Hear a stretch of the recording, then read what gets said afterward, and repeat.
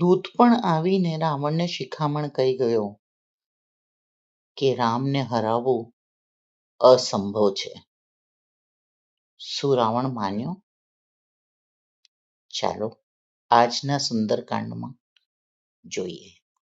બોલો જય શ્રી રામ, જય બજરંગબલી. દોહા 52. કયો મુખાગર મુડસનમમ સંદેશુ ઉદાર, સીતા દઈ મિલુ નત આવા કાલુ તુમાર. પછી તે મૂર્ખને વાણીથી આ મારો ઉદાર કૃપાથી ભરેલો સંદેશો કહેજો કે સીતાજીને આપી તેમને શ્રીરામજીને મળો, નહીતર તમારો કાળ આવી ગયો છે સમજો. તુરત નાય લછી મન પદ માથા, ચલે દૂત બરનત ગુણ ગાતા. કહત રામ જસુ લંકા આયે, રાવણ ચરણ શીસ તિન નાય. લક્ષ્મણજીના ચરણોમાં મસ્તક નમાવીને શ્રીરામજીના ગુણોની કથાનું વર્ણન કરતા દૂત તુરત જ ચાલી નીકળ્યા. શ્રીરામજીનો યશ કહેતા તેઓ લંકામાં આવ્યા અને તેઓએ રાવણના ચરણોમાં શીશ નિમાવ્યા. બિહસી દસાનન પૂછી બાતા, કહસી ન સુખ આપની કુશલાતા. પુનિ કહું ખબરી વિભીષણ કેરી, જાહી મૃત્યુ આય અતિ તેરી. દશમુખ રાવણ હસીને વાત પૂછી, અરે શુક, પોતાના કુશળ કેમ નથી કહેતા? પછી તે વિભીષણના સમાચાર સંભળાવ, મૃત્યુ જેની અત્યંત નિકટ આવી ગયું છે. કરત રાજ લંકા સઠ ત્યાગી, કોઈ જવ કર કિટ અભાગી. પુનિ કહું ભાલુ કિસ કટકાય, કઠિન કાલ પ્રેરિત ચલી આય. મૂર્ખે રાજ્ય કરતા કરતા લંકાને ત્યાગી દીધી. અભાગ્યો હવે જવનો કીડો ધણેડું બનશે, અને જવની સાથે જેમ ધણેડું પણ દળાઈ જાય છે તેવી જ રીતે નર વાનરોની સાથે તે પણ માર્યો જશે. પછી રીછ અને વાનરોની સેનાના વૃત્તાંત કહે, જે કઠિન કાળની પ્રેરણાથી અહીં ચાલી આવી છે. जिनके जीवन कर रखवारा, भयु मृदुल चिंत सुधि बेचारा. कहु तपसिन के बात बहोरी, जिनके हृदय ત્રાસતી મોરી. અને જેમના જીવનનો રક્ષક કોમળ ચિત્તવાળો બિચારો સમુદ્ર બની ગયો છે. અર્થાત તેમના અને રાક્ષસોની વચ્ચે સમુદ્ર ન હોત તો અત્યાર સુધીમાં રાક્ષસો તેમને મારી ખાઈ ગયા હોત. પછી તે તપસ્વીઓની વાત કહે જેમના હૃદયમાં મારો ભારે ભય છે. દોહા 53. की भई भेंट की फिर गए श्रवण, सुजशु नीर मोर. कहसी न रिपु दल तेज बल, बहुत चकित चित्त तोर. તારો ભેટો તેમની સાથે થયો કે કોની સાથે મારો સુયશ સાંભળીને જ પાછા ફરી ગયા? શત્રુ સેનાનું તેજ અને બળ બતાવતા કેમ નથી? તારું ચિત્ત ઘણું જ સ્તંભિત થઈ ગયું લાગે છે. નાથ કૃપા કરી પૂછે જૈસે, માનું કહા ક્રોધ તજી તૈસે. મિલા જાય જબ અનુજ તુમારા, જાતિ રામ તિલક તે હી સારા. દૂતે કહ્યું, હે નાથ, આપે જેમ કૃપા કરીને પૂછ્યું છે તેમ ક્રોધ છોડીને મારું કહેવું માનો. મારી વાત પર વિશ્વાસ રાખો. જ્યારે આપનો નાનો ભાઈ શ્રીરામજીને જઈને મળ્યો ત્યારે એને પહોંચતા જ શ્રીરામજીએ તેને રાજ તિલક કરી દીધો. રાવણ દૂત હમ હી સુની કાના, કપની બાંધી દિન હે દુઃખ નાના. શ્રવણ નાસિકા કાટે લાગે, રામ શપથ દિને હમ ત્યાગે. અમે રાવણના દૂત છીએ, આવું કાનેથી સાંભળીને વાનરોએ અમને બાંધીને ઘણા કષ્ટ આપ્યા, એટલા સુધી કે તેઓ અમારા નાક કાન કાપવા લાગ્યા. શ્રી રામજીના સોગંદ આપવાથી તેમને અમને કંઈક છોડ્યા. પૂછી હું નાથ રામ કટકાય, બદન કોટી સત બરની ન જાય. નાના બરણ ભાલુ કપિધારી, બિકટા નન વિશાલ ભયકારી. હે નાથ, આપે શ્રી રામજીની સેના પૂછી તો તે તો 100 કરોડ મુખોથી વર્ણન નથી કરી શકાતી. અનેક રંગોના રીછ અને વાનરોની સેના છે, જે ભયંકર મુખવાળા વિશાળ શરીરવાળાને ભયાનક છે. જે પૂર દહે હતેઉ સુત તોરા, સકલ કપિન મન તેહી બલુ થોરા. અમિત નામ ભટ કઠિન કરાલા, અમિત નાગ બલ વિપુલ બિસાલા. જેને નગર બાળ્યું અને આપના પુત્ર અક્ષય કુમારને માર્યો, એનું બળ તો સર્વ વાનરોમાં ઓછું છે. અસંખ્ય નમોળા ઘણા જ કઠોર અને ભયાનક યોદ્ધા છે. તેમનામાં અસંખ્ય હાથીઓનું બળ છે અને તેઓ ઘણા જ વિશાળ છે. દોહા 54. દ્વિવિધ મયંદ નીલ નલ અગંદ, ગદ બિકટાસી. દધિમુખ કેહરી નિસઠ સઠ, જામવંત બલરાસી. દ્વિવિધ મયન નીલ નલ અંગદ ગદ વિકટાઈ, દધમુખી કેસરી નિષઠ શઠ અને જામન એ સર્વે બળના ભંડાર છે. एक कपि सब सुग्रीव समाना, इन सब कोटिन गणने को नाना, राम कृपा अतुलित बल तिन्ही, તૃણ સમાન તિલોક હી ગનહી. આ સર્વે વાનરો બળમાં સુગ્રીવ સમાન છે અને એમના જેવા એક બે નહીં કરોડો છે. તે અનેકોને ગણી કોણ શકે છે? શ્રી રામજીની કૃપાથી તેમનામાં અતુલનીય બળ છે. તે ત્રણેય લોકોને તૃણની સમાન સમજે છે. અસ્મય સુના શ્રવણ દસ કંદર, પદુમ 18 જુપત બંદર, નાથ કટક મહસો કપી નાહી, જો ન તુમી જીતેર ન માહી. હે દશગ્રીવ, મેં કાનેથી એવી સાંભળ્યું છે કે 18 પદ્મ તો એકલા વાનરોનો સેનાપતિ છે. હે નાથ, એ સેનામાં એવો કોઈ વાનર નથી જે આપને રણમાં જીતી ન શકે. પરમ ક્રોધ મિજી સબ હાથા, આયુષ પેય ન દેહી રઘુનાથા, સોશહી સિંધુ સહિત જસ બાલ્યા, પુરહી નતી ભરી કુથુર બિસાલા.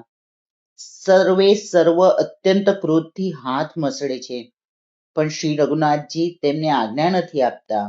અમે માછલીઓ અને સર્પો સહિત સમુદ્રને શોષી લઈશું, નહીતર મોટા મોટા પર્વતોથી એને ભરીને પૂરી દઈશું. મર્દી ગર્દ મિલ વહી દસ સીસા, ऐसहि बचन कही सब कीसा, गर्ज हितर्जी સહજ અશંકા, માનું ગ્રસન ચહત હઈ લંકા. અને રાવણને મસળીને ધૂળમાં મેળવી દઈશું. સર્વે વાનરો આવા જ વચનો કહી રહ્યા છે. સર્વે સ્વાભાવિક રૂપે નીડર છે, એવી રીતે ગરજે છે ને આગળ વધે છે જાણે લંકાને ગળી જ જવા ઈચ્છતા હોય. દોહા 55. સહજ સૂર કપિ ભાલુ, સબ પુની સિર પર પ્રભુ રામ, રાવણ કાલ કુટી કહુ જીતી, સિકહી સંગ્રામ. બધા વાનર રીત સ્વાભાવિક રૂપે જ શૂરવીર છે. વળી એમના માથે પ્રભુ શ્રી રામજી છે, જેઓ રાવણ જ નહીં સંગ્રામમાં કરોડો કાળને પણ જીતી શકે છે. રામ તેજ બલ બુદ્ધિ વિપુલાઈ, શેષ સહત સત સંકે ન ગાય. સકસર એક સોશી સત સાગર, તવ ભ્રાંત હિ પૂછે નહીં નાગર. શ્રી રામજીનો તેજ, બળ અને બુદ્ધિની અધિકતાથી લાખો શેષ પણ નથી ગાઈ શકતા. તેઓ એક જ બાણથી સેંકડો સમુદ્રને શોષી શકે છે, પરંતુ નીતુ નિપુણ રામજીએ આપના ભાઈને ઉપાય પૂછ્યો. તાસુ બચન સુની સાગર પાહી, માતંગ પંત કૃપા મન માહી. સુનત બચન બિહસાદ સીસા, જો અસીમતી સહાય કૃત કીસા. વિભીષણના વચન સાંભળીને શ્રી રામજી સમુદ્ર પાસે રસ્તો માંગી રહ્યા છે. તેમના મનમાં કૃપા ભરેલી છે. દૂતના વાચન સાંભળતા જ રાવણ ખૂબ હસ્યો. જ્યારે આવી બુદ્ધિ છે ત્યારે જ તો વાનરોને સેવક બનાવ્યા છે.